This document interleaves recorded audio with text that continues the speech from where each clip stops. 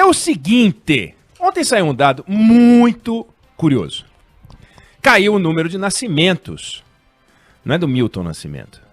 Caiu o número de nascimentos no mês de janeiro aqui no Brasil. Aliás, caiu em outros países também, mas vamos ficar no Brasil.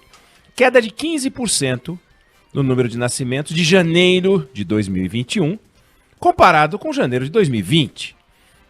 Você pode usar o cálculo que você quiser, porque muda. Como muda o número de nascimentos por mês, a maior parte dos bebês nasce entre abril e maio, não é em janeiro, então não dá para comparar necessariamente com o mês anterior. Vamos ficar janeiro contra janeiro, 15%. 208 mil bebês nascidos em 2021, janeiro. 244 mil em janeiro de 2020. Faz a conta. 36 mil bebês a menos.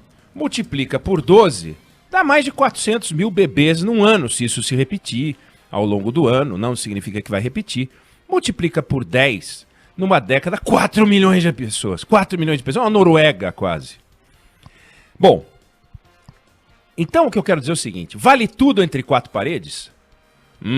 Calma lá, né? Aquilo que um casal decide, vou ter o bebê, não vou ter o bebê, a mulher decide, vou ter o bebê, não vou ter o bebê, produz um efeito, porque são várias as mulheres tomando a mesma decisão, que é uma coisa impressionante, né? E o número pode chegar a ser incrível. Por exemplo, de cada 100 mulheres em idade fértil no Brasil, e para fins de demografia, idade fértil é de 15 a 49 anos. Você vai me perguntar, pô, mas por que 15? Devia ser 18. Não está em discussão se eu acho que tem que ser 15 ou 18, se tem que ser 49, 59, 39. O fato é de 15 a 49 anos para fins de demografia. Nós temos 50 milhões de mulheres nessa idade no Brasil e cerca de 3 milhões de mulheres têm filhos num ano. Mais ou menos é o seguinte, cada 100 mulheres em idade fértil, 7 têm filhos num ano. Essa é a conta. Grosso modo, tá? Vamos imaginar que a 7ª desistisse. Não vou ter. Ou vamos imaginar que a 8ª resolvesse ter filhos. A gente está falando de 500 mil bebês a mais, 500 mil bebês a menos. A diferença é 1 milhão de bebês. Porque se descer 500 ou subir 500, desceu 500 com a soma e desceu 500, 1 milhão. 10 milhões em década, numa década da população de Portugal. Bom, o que acontece se você tem 10 milhões de bebês a mais ou a menos, 5 milhões de bebês a mais ou a menos? Você vai ter reflexo na infraestrutura. Você vai ter reflexo na educação, no hospital, você vai ter reflexo nas cidades, né? Então, olha que loucura. A China, entre 1979 e 2015, teve a política do filho único. Acabou em 2015 porque eles chegaram à conclusão que estava começando a precisar de chinês. Nós estamos precisando de gente. Não dá mais para só ter um filho. Sabe quantos chineses deixaram de nascer entre 1979 e 2015? Quase 500 milhões de chineses. Porque só podia ter um filho. Aí eles aliviaram. Já imaginou a China com 500 milhões de chineses a mais hoje? Ia estar discutindo como é a vida com 2 bilhões de habitantes. É uma coisa impressionante. Então o que eu quero dizer é que um dado aparentemente curioso, olha, nasceram 200 mil bebês no Brasil em janeiro de 2000. 40 mil a menos ou 50 mil a menos do que no mesmo mês do ano anterior. E aí? Qual é o efeito disso para o Brasil como um todo? Uma coisa o Zezinho, a Luizinha, olha, nós vamos adiar o nascimento da nossa Julinha, né? Nós vamos pensar nela mais para frente. Isso é uma coisa individual. Mas o efeito coletivo é grande. A Segunda Guerra Mundial, que foi um evento muito marcante, produziu uma consequência grande no número de filhos no mundo.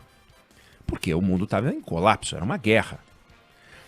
E quando ela terminou, entre 1946, que é o primeiro ano completado pós-guerra, a guerra acaba em 45, como agora, por exemplo, quando a gente fala em janeiro de 2021, a gente está falando em concepção, lá pelo mês de abril, né? É isso? 9 meses antes de abril, né? Ou março, enfim.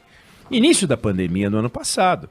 Então esse dado agora é meio que a consequência do início da pandemia. Transformada em 9 meses depois, barrigas sem filho. Bom, então, em 1946, primeiro ano pós-guerra, né? A guerra acaba em 45. Em 1964, você teve uma explosão do número de nascimentos por ano, comparado aos anos anteriores, que é a geração dos avós desses bebês que estão nascendo agora. Geração dos avós. Eu tenho idade, eu sou de 64. Eu tenho idade para ser avô. Não sou avô, mas poderia ser avô. Pessoas que são 10 anos mais velhas do que eu são avós, então são na década de 50. Então, é a geração dos avós dessa turma que está decidindo se vai ter filho agora ou não. A consequência é tão forte, o efeito é tão forte, a discussão é tão forte, como eu falei, reflexo na infraestrutura, educação, hospital, saúde, etc. e tal, que é o seguinte, em 2010, por exemplo, para cada pessoa com 65 anos, você tinha 10 com idade entre 15 e 64 anos aqui agora no Brasil. Né? Então, 10 pessoas com 15 e 64, uma com 65 ou mais. Agora, em 10 pessoas com de 15 a 64, você tem 2 com 65 anos ou mais. E daqui a pouco vai ser 4. Então, não ter filhos significa envelhecimento da população, que é o que está acontecendo com o Brasil. Por que o Brasil está envelhecendo? Não é porque as pessoas estão vivendo mais, ainda que elas vivam mais, porque estão vivendo mais 3, 4, 5 anos. Demora, não é assim. Estão vivendo com a média da idade brasileira, 99 anos. Não, não é assim. Vai crescendo aos poucos, mas vive mais. Mas não é porque vive mais. É porque tem menos filho. Então a mulher brasileira, em média, tem 1,7 filhos, quando já teve 3, já teve 4. E isso vai mudando. Né? E a taxa de fecundidade vai caindo por fatores que não são só uma decisão individual. Urbanização. Então, em 1960, por exemplo, 80% dos chineses viviam no campo. Hoje, 60% dos chineses viviam nas cidades. Isso muda tudo. Inserção da mulher no mercado de trabalho. Não trabalhava antes. Então, no passado, a mulher não trabalhava. Hoje, a mulher trabalha. Obviamente, o número de filhos cai. Não, tem mulher que tem 2 filhos, tem mulher que tem 3 filhos e trabalha, tem mulher que tem 4 filhos e trabalha, tem mulher que tem mais. Mas a verdade é que quando você pega a média, está caindo e está coincidindo com urbanização, inserção da mulher no mercado de trabalho, nível de renda, vai dificultando para alguns. Quando você aumenta o nível de renda, por exemplo, você começa a ter menos suporte. Com menos suporte, você tem menos filho. É uma coisa meio... Então... É muito interessante. O que eu queria trazer para essa nossa conversa é que existe uma relação direta entre decisões individuais, o que o casal resolve entre 4 paredes, como eu falei, e o efeito sobre a sociedade. E a pandemia está mostrando que essa conexão entre o que é meu e o que é nosso, o que pertence a uma decisão individual com a decisão coletiva, está aparecendo em tudo. Estamos mostrando e conversando aqui sobre um efeito, que é ter filhos ou não ter filhos.